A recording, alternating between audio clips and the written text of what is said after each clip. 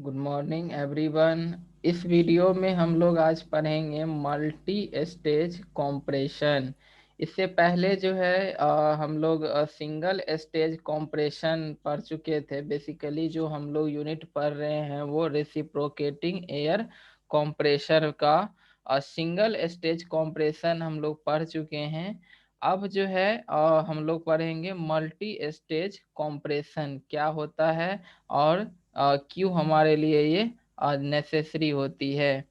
तो कहते हैं कि when compressing a gas to high pressure by single stage compressor then the following problems will be encountered. कहने का मतलब ये हो गया कि अगर हमारा कंप्रेशन जो होती है, अगर प्रेशर रेशियो अगर हाई होता है, जैसे कि हमें जो एटमॉस्फेरिक प्रेशर के एयर को काफ़ी हाई वैल्यू के प्रेशर तक अगर हमें कंप्रेस करना है, या सिंपली हम कहें तो अगर प्रेशर रेशियो इंक्रीज करती है, तो सिंगल स्टेज कंप्रेसर का यूज करके और उस एयर को जो हमारा डिजायर प्रेशर है, हाई प्रेशर रेशियो है, वहां तक कंप्रेस करने में क्या क्या प्रॉब्लम आती है। तो सबसे पहला प्रॉब्लम ये आता है कि pressure ratio will increase so the mass flow through the compressor decreases. अगर वो प्रेशर रेशियो इंक्रीज करता है तो जो मास फ्लो है एयर का, वो कंप्रेसर के थ्रू वो डिक्रीज कर जाएगा, वो घट जाएगा। मतलब हो गया कि पर स्ट्रोक जो हमें अमाउंट ऑफ एयर जो हमें प्राप्त होगा वो घट जाएगा, उसकी वॉल्यूमेट्रिक इफिशियंसी कम हो जाएगी। दूसरा चीज कि delivery temperature increases due to increase in delivery pressure. अगर प्रेशर रेशियो बढ़ती है, अगर हाई प्रेशर तक कंप्रेशन होता है सिंगल स्टेज में, तो as a ideal gas equation से कि अगर प्रेशर को इंक्रीज होने से उसकी टेम्परेचर भी इंक्रीज होती है, तो उसी से अगर हमारा प्रेशर रेशियो इंक्रीज होगा तो उसकी डिलीवरी टेम्परेचर भी क्या होगा, इंक्रीज करेगा। तीसरा प्रॉब्लम कि high pressure ratio of single stage compressor need heavy working parts to sustain and this will increase the balancing problem. कहने का मतलब ये हो गया कि अगर प्रेशर रेशियो इंक्रीज करता है सिंगल स्टेज कंप्रेसर का, तो उसे हैवी वर्किंग पार्ट्स की जरूरत होगी, क्योंकि उस पर जो हमारा बेसिकली जो कंप्रेशन पार्ट्स है, जैसे पिस्टन या कनेक्टिंग रड, तो उस पर काफी ज्यादा स्ट्रेस वैल्यू आएगा। तो उसके के लिए हम अगर स्ट्रेस वैल्यू आएगा तो उसके लिए हम हैवी वर्किंग पार्ट्स लगाना होगा। अगर हैवी वर्किंग पार्ट्स लगाते हैं तो फिर जो बैलेंसिंग प्रॉब्लम है वो इंक्रीज कर जाएगा। चौथा प्रॉब्लम कि the high torque fluctuation will require a heavy flywheel installation. इसका मतलब हो गया कि अगर प्रेशर रेशियो इंक्रीज करता है तो उसको सिंगल स्टेज में उसको अगर हम कंप्रेस करते हैं तो हाई टॉर्क की जरूरत होगी। तो जब कंप्रेशन होगा तो हाई टॉर्क लगेगी, और जब सक्शन होगा तो उस समय लो टॉर्क होगा। तो इस कारण से जो टॉर्क का फ्लक्चुएशन है वो बढ़ जाएगा। तो अगर टॉर्क का फ्लक्चुएशन बढ़ता है तो उसको हमें मेंटेन करने के लिए हैवी फ्लाई व्हील की जरूरत होगी। तो ये सब डिसएडवांटेज है सिंगल स्टेज में अगर हम हाई प्रेशर रेशियो को कंप्रेस करते हैं तो उसी जो डिसएडवांटेज है सिंगल स्टेज कंप्रेशन का, उसी को हम ओवरकम करते हैं बाय मल्टी स्टेज कंप्रेशन। मतलब हो गया कि जब हमें हाई प्रेशर रेशियो की जरूरत होती है तो उसको हम एक सिंगल स्टेज में कंप्रेशन ना करके अगर हम उसे मल्टी स्टेज में कंप्रेशन करते हैं तो वो हमारे लिए ज़्यादा बेनिफिशियल होती है। तो अब हम लोग पढ़ते हैं मल्टी स्टेज कंप्रेशन में टू स्टेज कंप्रेशन, यानी कि एयर का जो कंप्रेशन है वो दो स्टेज में हो रहा है। तो एज ए ब्लॉक डायग्राम में हम देख रहे हैं कि सबसे पहला सिलेंडर ये एक लो प्रेशर सिलेंडर कहलाता है, जिस सिलेंडर में जो एयर अपने एटमॉस्फेरिक प्रेशर और टेम्परेचर पर लो प्रेशर सिलेंडर में सक्शन स्ट्रोक में ये सक करता है, जहां पर ये कंप्रेशन स्ट्रोक में इसकी कंप्रेशन होती है। तो इस कारण से इसकी प्रेशर जो है वो ये राइज करता है। लेकिन ये जो प्रेशर राइज करता है वो कोई एक इंटरमीडिएट प्रेशर, मतलब जो हमारा डिलीवरी प्रेशर तक नहीं करके वो डिलीवरी प्रेशर से कुछ कम वैल्यू पे कुछ इंटरमीडिएट, इसको प्रेशर कहा जाता है। तो इंटरमीडिएट प्रेशर तक वो कंप्रेस करता है। तो प्रेशर बढ़ेगा, P1 से Px हो गया बढ़ के, तो टेम्परेचर भी T1 से Tx हो गया। तो इस तरह से जो लो प्रेशर सिलेंडर से एयर डिलीवर होती है उसका प्रेशर Px, बढ़ा हुआ प्रेशर Px और बढ़ा हुआ टेम्परेचर Tx है।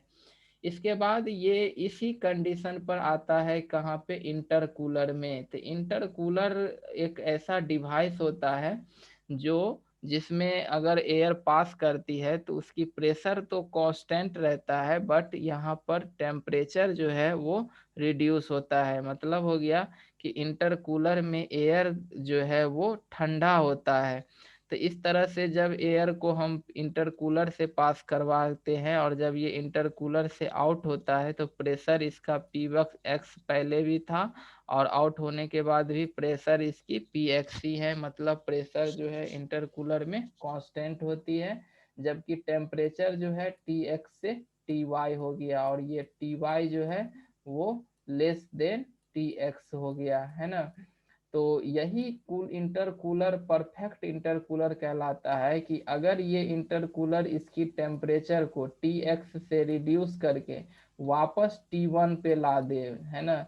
मतलब हो गया कि लो प्रेशर सिलेंडर में जितना टेम्परेचर इंक्रीज किया था कंप्रेशन के कारण, अगर उतनी टेम्परेचर को ये रिड्यूस कर देता है, यानी कि Ty जो है यहाँ पर अगर ये बराबर हो गया T1 के इनिशियल टेम्परेचर के, तो ये इंटरकूलर जो है वो कहलाता है परफेक्ट इंटरकूलर, है ना। इसके बाद वो एयर जो है फिर इस कंडीशन पर वो कहाँ जाती है, एच हाई प्रेशर सिलेंडर में, जहां पर उसका फिर से कॉम्प्रेशन होता है। अब उसकी कॉम्प्रेशन से फिर प्रेशर और टेम्परेचर फिर से राइज करती है। इस तरह से इसका प्रेशर बढ़ के P2 जो कि डिलीवरी प्रेशर है और टेम्परेचर T2 तक ये इसका इंक्रीज होता है, और फिर ये इस कंडीशन पे P2 T2 कंडीशन पर एयर जो है वो हमारा हाई प्रेशर सिलेंडर से बाहर आता है, जिसका हम अपने पर्पस के लिए यूटिलाइज करते हैं। तो कहने का मतलब है कि यहाँ पर क्या हो गया कि दो सिलेंडर यूज किए, लो प्रेशर सिलेंडर और हाई प्रेशर सिलेंडर। तो यानी दो बार इसका कंप्रेशन हुआ, इसीलिए इसको हम लोग टू स्टेज कंप्रेशन कहते हैं। तो टू स्टेज कंप्रेशन से जो वॉल्यूमेट्रिक इफिशियंसी है ये हमारा इम्प्रूव होता है अगर हम उसमें क्या लगाते हैं, इंटरकूलर लगाते हैं। तो इसको हम लोग बाय एक डायग्राम से समझते हैं। जैसे कि ये हमारा एक डायग्राम है टू स्टेज कंप्रेशन का, जिसमें हम लोग नेग्लेक्टिंग क्लियरेंस वॉल्यूम, यानी कि इसमें क्लियरेंस वॉल्यूम को हम क्या कर दिए हैं, नेग्लेक्ट कर दिए हैं। तो सबसे पहला जो कंडीशन यहाँ पर हम ब्लॉक डायग्राम में दिखाएं कि जो एयर है वो अपना एटमॉस्फेरिक प्रेशर और टेम्परेचर पर वो लो प्रेशर सिलेंडर में इन करता है। तो यहाँ पर कंडीशन क्या है, वन जो है एटमॉस्फेरिक प्रेशर एंड टेम्परेचर है, इस पर वो लो प्रेशर सिलेंडर में इन करता है। और उसके बाद जब इस सिलेंडर में क्या होती है, कंप्रेशन होता है। तो यहाँ 1 से 3 प्रोसेस जो है ये क्या है, पॉलीट्रॉपिक कंप्रेशन है। चूंकि पॉलीट्रॉपिक एक तरह का रियल प्रोसेस होता है, एक्चुअल प्रोसेस होती है जो सिलेंडर के अंदर कंप्रेशन होता है।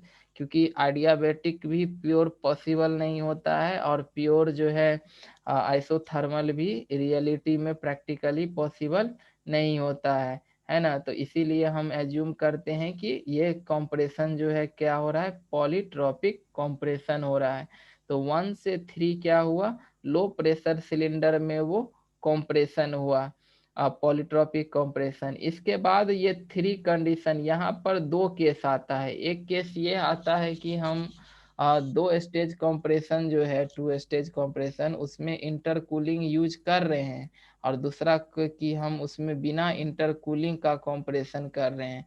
तो हम दोनों में कंपैरिजन करते हैं। तो पहला कंडीशन लेते हैं कि विदाउट इंटरकूलिंग, मतलब इन 2 स्टेज के बीच में ये जो इंटरकूलर है ये नहीं लगा हुआ है, यानी डायरेक्ट लो प्रेशर सिलेंडर से जो एयर निकलेगा वो सीधा का सीधा इसी कंडीशन पर जो है ये हाई प्रेशर सिलेंडर में इन कर जाएगा। तो इसका मतलब हो गया कि 1 से 3 ऐसे polytropic compression low pressure cylinder में हुआ, और फिर इसी 3 कंडीशन पे ही वो हाई प्रेशर सिलेंडर में फिर से उसका कंप्रेशन हुआ 0.2 तक, डिलीवरी प्रेशर तक।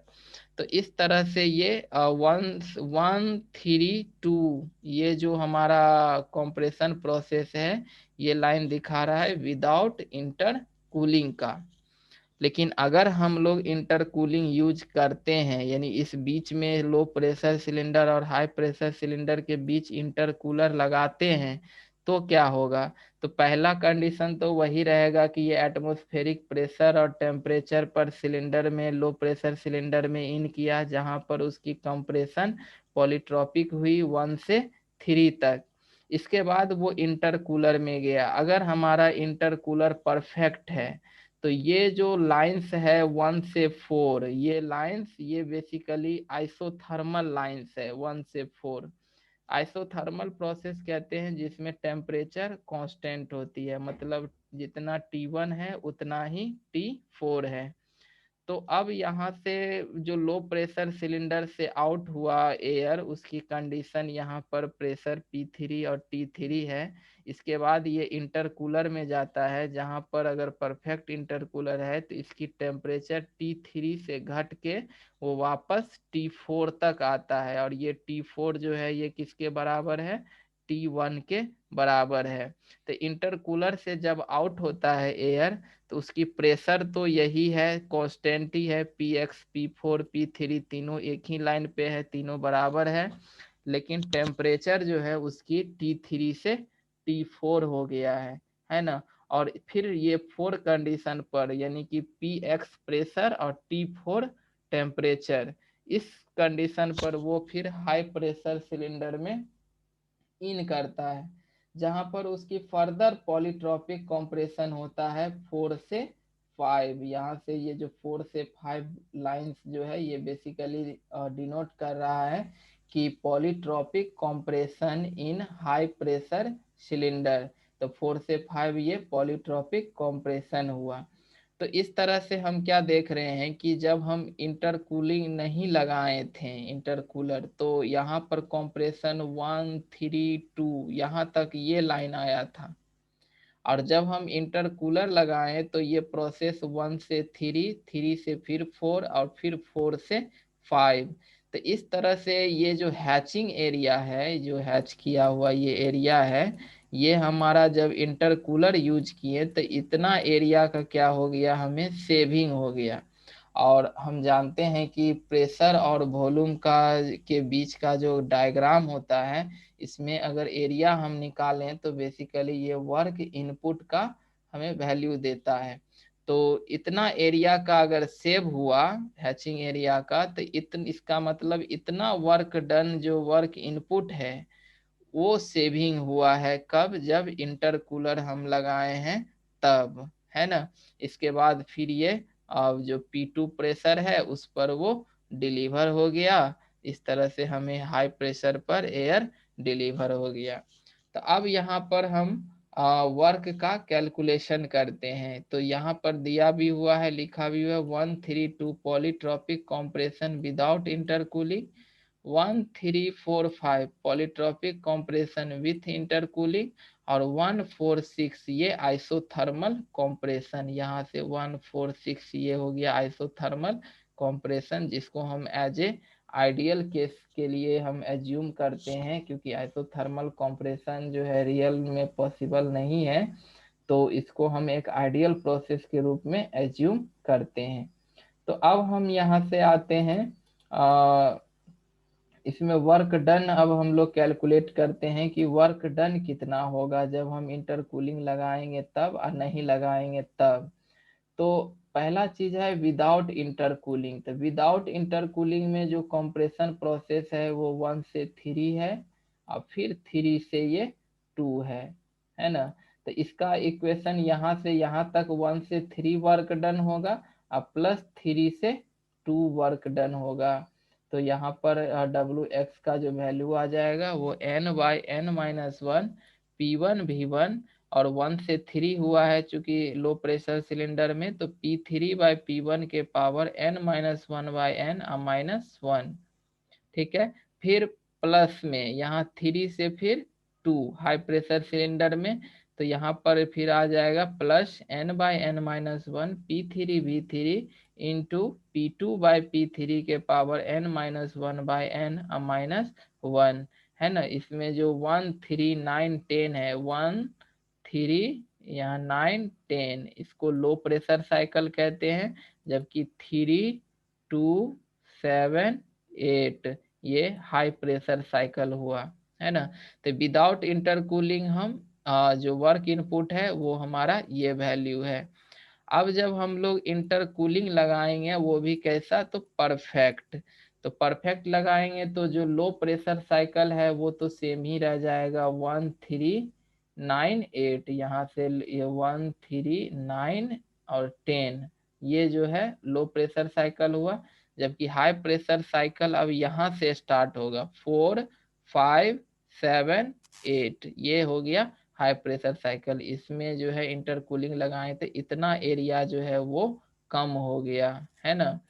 तो इसमें जो वर्क इनपुट हो जाएगा वो n/n-1 P1V1 इंटू P3/P1 के पावर n-1/n-1 प्लस, यहाँ पर जो अब हाई प्रेशर साइकिल 4 से स्टार्ट होता है, तो यहाँ से कंडीशन आ जाएगा n/n-1 P4V4 इंटू P5, चूंकि ये 4 से 5 कॉम्प्रेशन हुआ है तो प्रेशर रेशियो क्या हो जाएगा, P5/P4 के पावर n-1/n-1। तो चूंकि यहाँ पर परफेक्ट कूलिंग है, तो परफेक्ट कूलिंग है तो T4 और T1 क्या होगा, बराबर होगा, आइसोथर्मल प्रोसेस हो जाएगा। तो यहाँ पर इक्वेशन आ जाएगा P4V4 बराबर P1V1। उसके बाद हम देख रहे हैं कि यहाँ पर जो प्रेशर है वो P1 P11 P10 ये सब बराबर है। उसी तरह P9 P8 P4 P3 ये सब Px के बराबर है, और P2 P5 P6 P7 ये सब हमारा डिलीवरी प्रेशर P2 के बराबर है। तो वही चीज यहाँ पर हम इक्वेट कर दिए, P5 P2 के बराबर है, P4 और P3 बराबर है Px का, जिसको हम इंटरमीडिएट प्रेशर कहते हैं। तो इस तरह से हम यहाँ पर इसको पुट करते हैं, तो n/n-1 यहाँ पर P1V1 और P4V4 ये दोनों बराबर है यहाँ से, तो इसको भी P1V1 लिख करके इसके जगह पर, और हम ये कॉमन ले लिए P1V1।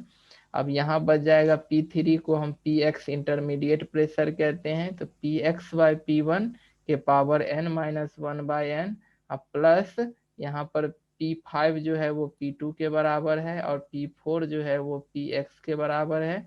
तो प्लस में आ जाएगा P2/Px के पावर n-1/n-2।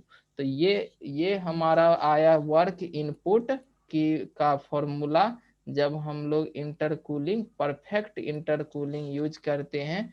तो इस तरह से दो स्टेज का कॉम्प्रेशन का विदाउट इंटरकूलिंग वर्क है ये, और विथ इंटरकूलिंग जो वर्क है वो इतना है। तो इस तरह से हम वर्क इनपुट जो है वो हम इंटरकूलिंग के लिए और विदाउट इंटरकूलिंग के लिए हम लोग यूज करते हैं। तो आई थिंक कि ये डायग्राम जो है सो सबको क्लियर हो गया होगा, है ना। तो अगर वीडियो पसंद आए तो लाइक जरूर करना, है ना। Thank you.